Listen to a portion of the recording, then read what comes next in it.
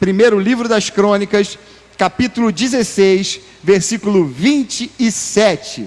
Diz assim a palavra do Senhor: glória e majestade há diante dele, força e alegria onde Deus habita. De novo, glória e majestade há diante dele, força e alegria onde Deus habita.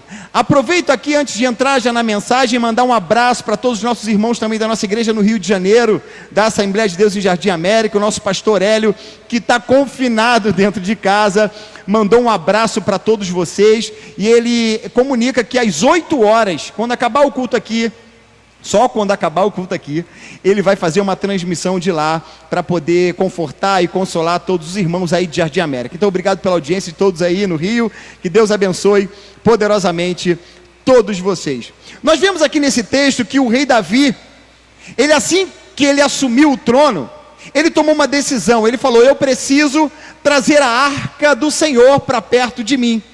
A arca era um símbolo, a arca era um objeto que ele simbolizava a presença do próprio Deus. Quando a gente vê em Êxodo capítulo 25, Deus ele tem um encontro com Moisés no cume do Monte Sinai, e lá Deus dá uma ordenança. Deus ordena que Moisés construísse uma arca, e esta arca seria o simbolismo da sua presença, onde Deus habitaria no meio do seu povo. Davi, então, quando ele assumiu o governo, ele falou: eu preciso da presença de Deus dentro de mim, perto de mim, porque é a presença de Deus que vai garantir o sucesso do meu governo, é a presença de Deus que vai garantir que milagres aconteçam, é a presença de Deus que vai me proteger diante dos meus inimigos, é a presença de Deus que vai me dar a vitória. Quando Davi ele vai à casa de Obed-Edom, em 1 Crônicas capítulo 16, narra com detalhes essa história. Ele vai à casa de Obed-Edom e ele traz a arca. No meio do caminho ele celebra, ele festeja, ele glorifica, cantando, dizendo assim: glória e majestade há diante do Senhor, força e alegria onde Deus habita. O que Davi estava dizendo aqui? Onde Deus está, onde há a presença de Deus, há poder, há glória, há majestade, há providência, há milagre. A casa que tem Deus, a vida que tem Deus, a presença de Deus em nossas vidas, ela nos garante milagre, providência, e o sobrenatural acontece. E Davi festeja, Davi celebra isso. Inclusive esse texto é o mesmo Salmo 96, é o cântico de Davi celebrando o fato de estar trazendo a arca para a presença, para a sua casa, para perto de si. Enfim, a presença de Deus. Davi sabia que ele era totalmente dependente da presença de Deus. E nós vemos aqui: glória e majestade estão diante do nosso Deus, força e alegria onde Deus habita. A presença de Deus é tudo o que eu e você precisamos para viver em meio ao mundo de caos. Vivemos momentos de muita dificuldade, de incerteza, insegurança, medo, preocupação, desespero. Mas a presença de Deus é o que nos garante o sucesso. Alguns textos, por exemplo, que a gente recita, canta, e a gente sabe, por exemplo, o texto que diz assim: ainda que eu ande pelo vale da sombra da morte, eu não temerei mal algum. Por quê? Porque tu estás comigo. Ou seja, o que me garante o sucesso diante das adversidades é a presença de Deus. Isaías vai dizer: não temas, porque eu sou contigo. Ou seja, é a presença de Deus que tira todo medo. Então, se você está no meio do caos, se você está preocupado, se você está ansioso, fique certo, não abra mão da presença de Deus, porque é a presença de Deus que garantirá a nossa vitória em tempos de adversidade. A presença de Deus era simbolizada pela arca. A arca, ela tinha algumas características. Ela era feita de madeira de acácia. Ela tinha 1,10 m de comprimento, 70 centímetros de largura, 70 centímetros de altura. Ela era coberta de ouro por dentro e por fora, simbolizando a pureza do nosso Deus, simbolizando que o nosso Deus ele é riquíssimo e cheio de glória. Também havia querubins em suas extremidades, prostrados, dizendo que o nosso Deus é merecedor de toda honra, de toda glória e de todo louvor. E onde a arca estava, havia milagre. Onde a presença de Deus estava, havia algo sobrenatural. Exemplo disso, 1 Crônicas capítulo 13, você vai ver que a casa de Obed-Edom, esse que estava a arca na casa dele, a arca ficou por 3 meses na casa dele. Diz o texto que pelos 3 meses, a casa, a família de Obed-Edom e tudo que ele possuía, prosperou. Por quê? A casa que tem a presença de Deus, tem milagre, tem prosperidade, tem bênçãos. Quer ver um outro episódio que é um clássico? Está narrado em Josué capítulo 3. Vai contar a história de que Josué estava prestes a entrar na terra prometida. Só que havia um grande obstáculo entre ele e a sua promessa. Entre ele e a terra prometida havia o rio Jordão. Um rio caudaloso, intransponível, uma grande adversidade, um obstáculo que impedia ele de chegar até o cumprimento da promessa de Deus na vida dele. Um grande obstáculo. Era impossível, não tinha como passar. Josué reúne o povo e fala: vocês precisam se santificar, porque eu tenho certeza que Deus vai fazer um milagre no meio de nós. Ele chamou os sacerdotes e pegou o quê? A arca, que simbolizava a presença de Deus. A arca foi na frente, em direção ao obstáculo, em direção ao rio. Talvez alguém de fora olhando: esse cara é maluco, esses sacerdotes vão morrer afogados, vai molhar essa arca, o que vai acontecer?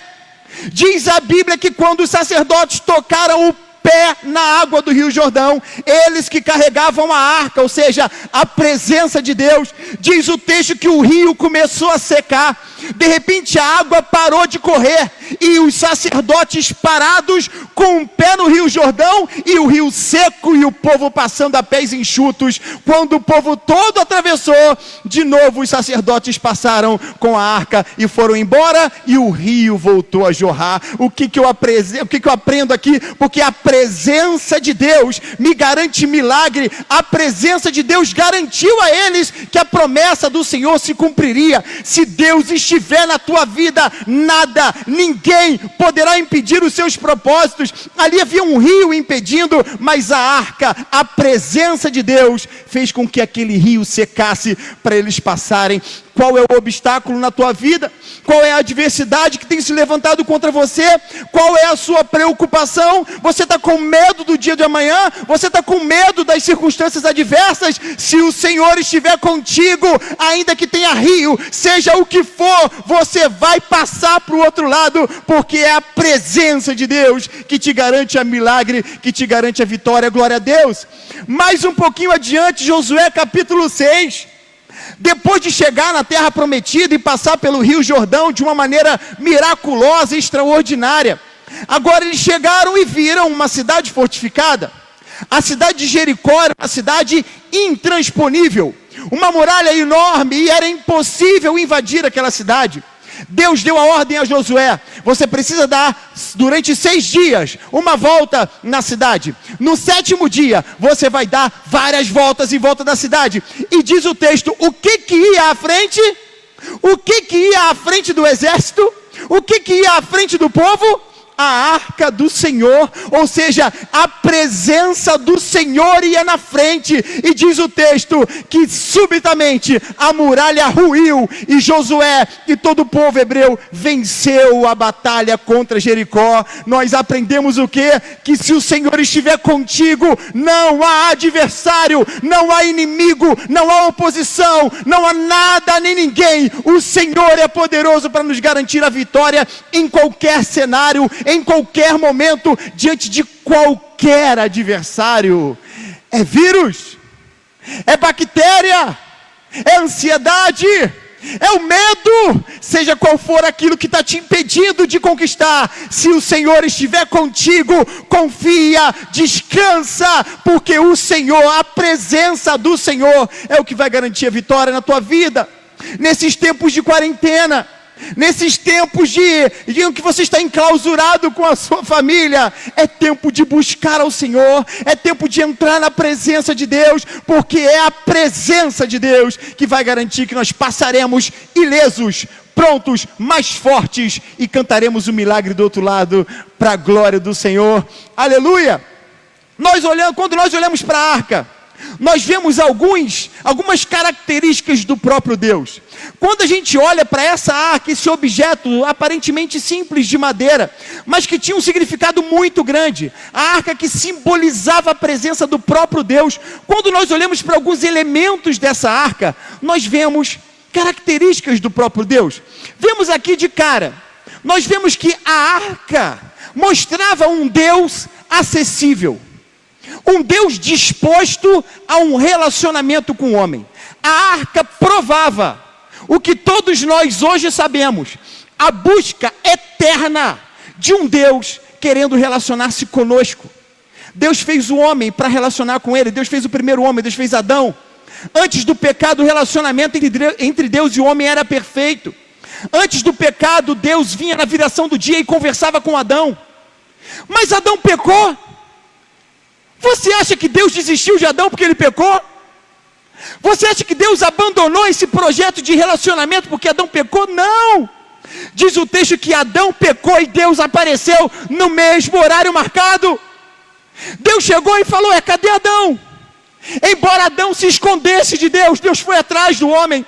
Adão fugindo de Deus e Deus indo atrás do homem. E Deus encontrou Adão.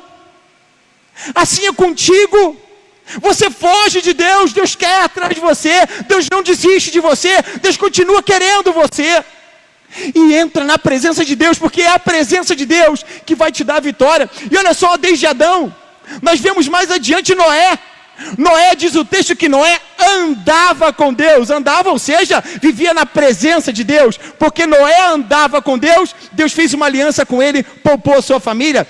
Mais adiante Deus chama Abraão e faz uma proposta para Abraão, fala assim: Abraão, anda na minha presença e ser perfeito. E Abraão, porque andou na presença de Deus, desfrutou as promessas do Senhor. Depois nós vemos com Moisés no cume do monte, no texto que a gente está narrando aqui, Deus chama e fala assim a Moisés: você vai fazer um tabernáculo, você vai fazer uma tenda, lá você vai colocar uma arca, porque eu quero habitar no meio de vocês. Mais adiante nós vemos o próprio Jesus Cristo. Jesus Cristo veio a este mundo, ele é o Emanuel, o Deus conosco, dizendo: eu preciso habitar no meio do meu povo. Jesus subiu ao céu depois de ressuscitar, ele disse: eu estarei convosco todos os dias, até a consumação dos séculos. Ele foi, deixou o seu Espírito Santo que habita dentro de nós. Mas a história não tem fim, sabe por quê? Um dia Jesus Cristo vai voltar para buscar a sua igreja e nós moraremos eternamente com ele. Glória a Deus. Esse é o Deus que nós servimos, que está em busca de um relacionamento pleno, eterno, intenso com o homem. Busca o Senhor enquanto se pode achar. Invocai-o enquanto está perto. Para de fugir da presença de Deus. Para de tentar se esconder da presença de Deus. Porque somente Deus pode garantir milagres, maravilhas sobre a sua vida, sobre a sua casa. Porque sem Ele você não pode absolutamente nada. Quando nós olhamos para a arca, nós vemos um Deus acessível, que quer habitar entre nós. Deixe Jesus entrar na sua casa, deixe Jesus entrar na sua vida, deixe o Senhor entrar no seu coração. Você vai experimentar algo novo, algo diferente, transformador para sempre na sua vida. Outra coisa, quando nós olhamos para a arca ela tinha algumas características, porque a arca ela tinha objetos dentro dela. O escritor aos Hebreus, capítulo 9, versículo 4, vai dizer assim: na arca estava um vaso de ouro contendo 3 elementos: maná, a vara de Arão que floresceu e as tábuas da aliança. Quando nós olhamos para dentro da arca, nós vemos características do nosso Deus e do seu agir. Um dos elementos, vamos ver? Tábuas da lei. O nosso Deus, que era simbolizado pela arca, que continha dentro dela um exemplar das tábuas da lei. Deus está simbolicamente dizendo para o seu povo o seguinte: porque o que tinha nas tábuas da lei? Eram as ordenanças, eram os preceitos, eram as diretrizes para o seu povo. Deus, ele dizia assim, em outras palavras: eu não sou um amuleto de sorte, Eu não sou algo ou alguém que pode satisfazer os seus desejos. Eu sou o Senhor, Deus Todo-Poderoso, único, temível, terrível e que preciso ser adorado. O Senhor, Ele diz aqui na sua palavra, em Êxodo 34, 10 a 11, quando Deus faz uma aliança com Moisés, Ele diz assim: faço com você uma aliança, diz o Senhor, diante de todo o seu povo, farei maravilhas jamais realizadas na presença de nenhum outro povo do mundo. O povo no meio do qual você habita verá a obra maravilhosa que eu, o Senhor, vou fazer. Portanto, obedeça às ordens que eu lhe dou. O Senhor está dizendo o seguinte: eu sou abençoador, eu sou provedor, eu sou cuidador, eu sou protetor, eu sou o todo-poderoso Deus. Mas se você quiser desfrutar os benefícios da minha presença, é necessário que você obedeça a minha palavra. Isso é tão verdade que a gente vê alguns exemplos de homens que usaram essa arca indevidamente, fora da obediência, e a arca, ao invés de trazer um benefício, trouxe para eles maldição. Quer ver um exemplo? Uzá. A Bíblia diz que Uzá tocou na arca, mas era uma atribuição dos levitas, apenas os levitas podiam tocar na arca. Uzá desobedeceu, tocou na arca e morreu por causa disso. Quer ver outros dois? Ofni e Finéias, numa guerra contra os filisteus, pegaram a arca e levaram para o fronte de batalha, achando que ali a presença de Deus garantiria a vitória. Mas a presença de Deus só funciona para aquele que obedece a sua palavra. Havia uma ordenança que aquilo não poderia acontecer. Ofni e Finéias não tinham um coração obediente, eram homens réprobos diante de Deus, eram homens ímpios, homens maus, e por causa disso, Ofni e Finéias morreram. O que Deus quer dizer quando nós olhamos para a arca, diz o seguinte: eu quero habitar no meio de vocês, eu quero abençoar vocês, eu quero cuidar de vocês, mas para que você possa usufruir a comunhão, a presença, a minha poderosa presença, é necessário que você obedeça a minha palavra. Quando nós olhamos para a arca, além das tábuas da lei, tinha um outro elemento muito interessante. Tinha uma amostra do maná.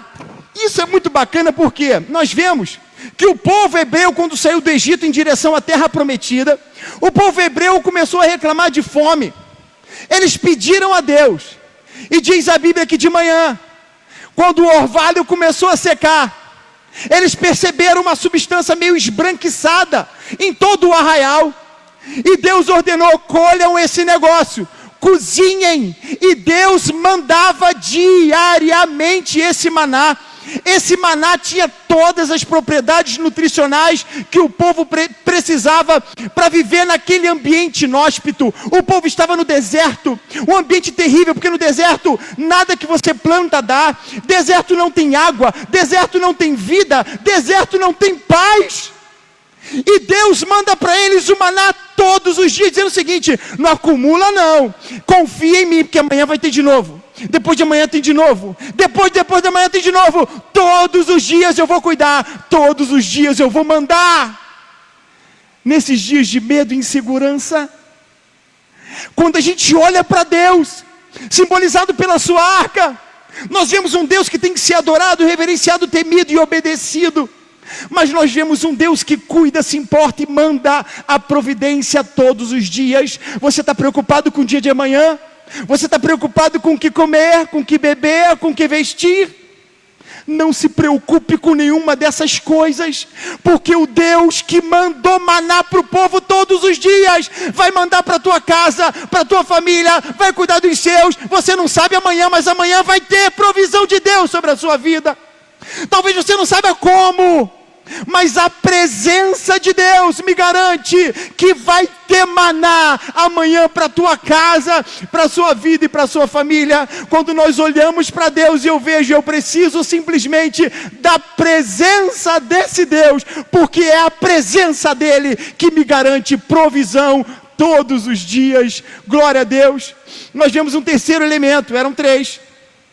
Terceiro elemento que havia dentro da arca: A arca tinha tábuas da lei dizendo: eu preciso ser adorado, eu não sou um amuleto de sorte, eu sou o Senhor Deus Todo-Poderoso, que preciso ser obedecido. Para desfrutar a minha presença, obedeça a minha palavra. Segundo, nós vimos aqui ainda há pouco, que o nosso Deus é o Deus de provisão, é o Deus que manda o maná todos os dias. E terceira característica, terceiro item que havia dentro da arca, diz o texto, que havia a vara de Arão que floresceu. Números 16 e 17, esses dois capítulos vão narrar essa história, uma história épica digna de filmes de ficção científica, um dos filmes mais mirabolantes que você possa imaginar. Diz o texto que Coré, Datã e Abirão, 3 homens, começaram a se insurgir contra a autoridade de Moisés e de Arão. Eles começaram a provocar uma rebelião. No ato de grande rebeldia, insurgiram contra a autoridade desses 2 homens, dizendo: por que vocês têm que ter a autoridade, por que não nós? Diz a Bíblia que Deus comprou essa briga, e Deus falou simplesmente assim: todos se afastem da tenda onde fica Coré, Datã e Abirão, porque eu aniquilarei eles e todos os que estão com eles e tudo o que é deles. Diz a Bíblia que subitamente o chão se abriu, num ato extraordinário, e foi engolido pela terra, Coré, Datã, Abirão e tudo o que eles tinham. Aquela cena terrível causou um grande pavor e temor no meio do arraial. E a partir dali todos começaram a culpar Moisés e Arão, falando: Moisés e Arão foram os culpados da morte deles, da morte desses homens. E aí começaram de novo a se insurgir contra eles. Deus então propôs um desafio, falou o seguinte: vocês têm dúvida de que a minha unção está sobre Arão e Moisés? Faz o seguinte: traga uma vara, um ramo, uma vara de cada um representante de uma tribo e coloca o nome. Eram 12 tribos. Eu quero uma vara de um representante de cada tribo, de um chefe de cada tribo. Coloque o nome nessa vara e traga para mim. Diz a Bíblia que eram 12 ramos secos, 12 galhos secos. No dia seguinte, a vara de Arão, que estava com o nome de Arão, começou a florescer extraordinariamente e começou a dar frutos de modo extraordinário. E todos olharam e falaram e reconheceram: realmente a autoridade e a unção de Deus está sobre Moisés e sobre Arão.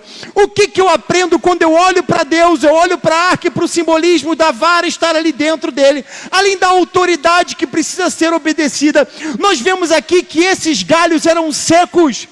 Galho seco é galho morto, é galho sem vida, é galho sem esperança, é galho que não tem mais jeito de florescer e frutificar. Quando todos olharam para aquele galho, falaram assim: esse galho já era, esse galho está morto, esse galho não tem jeito, esse galho está seco, esse galho não serve para nada. E quando eu olho para um Deus que faz um galho seco florescer e frutificar de modo extraordinário, eu aprendo o seguinte: onde há a presença de Deus, se tem morte, vai ter vida, se tem doença, vai ter cura, se não tem esperança, a esperança é renovada, porque o Deus Todo-Poderoso faz milagre onde há a sua presença. Glória a Deus. Tudo que você precisa é da presença de Deus, um Deus que precisa ser obedecido, reverenciado e temido, porque Ele garantirá o maná no dia seguinte. Ele é um Deus que cuida, protege, é um Deus todo-poderoso, é um Deus que faz milagres extraordinários em nossas vidas. Aquele que anda na presença de Deus tem milagre todos os dias. Glória a Deus pela sua palavra. Nós aprendemos aqui hoje, nessa noite, que a presença de Deus é o bem maior que nós podemos ter. Certa vez Asaf, no Salmo, ele disse assim: que bem tenho eu além de ti, ou seja, nada, ninguém, não há tesouro, não há riqueza, não há cargo, não há status, nada se compara ao prazer da presença de Deus em minha vida. porque se eu estiver na presença de Deus, vai ter milagre, vai ter provisão, vai ter proteção, vai ter cuidado, vai ter vida, vai ter ressurreição. O nosso Deus Todo-Poderoso, se Ele estiver contigo, na tua casa, na tua vida, vai ter cuidado, vai ter maná e vai ter extraordinário todos os dias. Lembra do Rio Jordão que se abriu?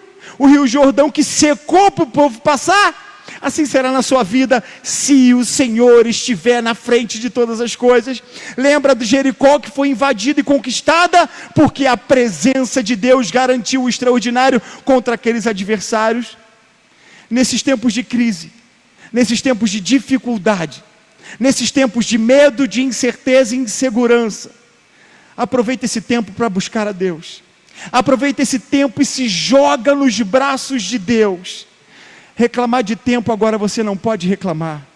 Busque a Deus, entra na presença de Deus, porque é a presença de Deus que vai garantir se você vai passar dessa ou não. E aí você que está me ouvindo agora, você que está nos assistindo agora, se você no meio dessa crise, você não tem Deus, ou você, mas eu tenho Deus no coração, todo mundo fala isso, né? Tem não, hein, cara? Se você não entregou a tua vida para Ele, porque Deus Ele não aceita dividir com ninguém, ou você é totalmente dele, ou você nunca foi dele. Se você entregar a sua vida toda para Ele, você desfrutará os benefícios da presença. Mas no meio dessa crise, no meio desse caos, todo mundo com medo, preocupado com o dia de amanhã, você está longe da presença de Deus? É para ter pânico mesmo. É para ficar desesperado. O que vai ser o dia seguinte? Vai ter emprego? Não sei. Será que essa crise, essa paralisação vai demorar muito tempo? Não sei. Será que teu emprego está garantido? Vai ter o que comer? A alegria?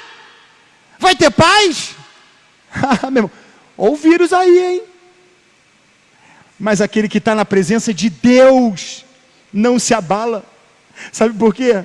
O salmista Davi disse: na presença de Deus, a força, a glória, a poder, a alegria, a milagre, para quem anda na presença de Deus. Agora, se você está no meio da crise, no meio do caos, e você está na presença de Deus, não há motivos para desespero. Confia, Deus vai mandar maná para a tua vida, Deus vai te proteger diante dos adversários, seja qual for o obstáculo na sua frente, há de se abrir, porque a presença de Deus na minha e na sua vida é mais do que suficiente para garantir a nossa vitória. Sabe qual é o segredo da vitória em tempos de crise? É a presença de Deus. Se Ele estiver contigo, como Ele disse certa vez para Moisés: a minha presença vai contigo para te fazer descansar. Eu queria chamar o Ministério de Louvor para vir aqui para cima, e nós vamos cantar uma canção nessa oportunidade, e que você agora aí em casa fique em pé. Você que está fora da presença do Senhor, você que anda desviado dos caminhos do Senhor, você que tem vivido uma vida dissoluta e você sabe que está fora da presença de Deus, é tempo de correr para Ele. Deus é tão bom e misericordioso que Ele permite esse caos acontecer para chamar a nossa atenção, dizendo: ei, olha para mim. Certa vez esse próprio Moisés estava cuidando do gado do seu sogro. Ele estava vivendo uma vida dissoluta, fora do propósito de Deus. Certa vez ele olhou para um arbusto, o arbusto começou a pegar fogo, e ele ficou desesperado: o arbusto está pegando fogo. E ele se aproximou daquele arbusto, e quando ele chegou perto daquele arbusto, ele viu que o arbusto, ele pegava fogo, mas o fogo não consumia. O fogo não era para destruição, o fogo era para chamar a atenção. E quando Moisés chegou perto daquele arbusto, ele ouviu uma voz assim: Moisés, tira as sandálias dos teus pés, porque esse lugar aqui é santo. E a partir dali Deus chamou Moisés para um propósito, e Moisés só foi o grande Moisés porque ele ouviu a voz de Deus. Mas Deus usou um artifício para chamar a sua atenção. O que era aparente destruição era para chamar a atenção de Moisés. Essa crise toda, esse caos todo, esse pânico generalizado, não é para destruição, é para chamar a tua atenção. Vem para a minha presença, porque a minha presença vai te garantir a vitória, o sossego, o descanso, a providência, a paz que você tanto precisa. Que Deus abençoe você. Vamos orar nessa oportunidade. Poderoso Deus, nós te louvamos. Senhor, nós te bendizemos. Senhor, muitos dos nossos queridos irmãos que estão agora em casa e os que aqui estão, ó Senhor, estão preocupados com tudo que está acontecendo. Ó Senhor, mas diante dessa tua poderosa palavra que nos encoraja, ó Senhor, em saber que se tu estás conosco, ainda que eu ande pelo vale da sombra da morte, eu não vou ter medo, porque é a tua presença que lança fora todo medo, é a tua presença que me empodera, é a tua presença que me encoraja, é a tua presença que faz o milagre acontecer todos os dias na nossa vida. Eu não sei o dia de amanhã, mas eu só sei de uma coisa: Senhor, eu quero andar em tua presença, porque se eu estiver em tua presença, eu estarei abrigado na sombra do Onipotente. Ó Senhor, cuida do teu filho que agora está em casa preocupado, ansioso. Ó Senhor, esse homem, essa mulher que está fora da tua presença, mas que agora está quebrantado diante de ti, dizendo: eu quero a tua presença, Senhor.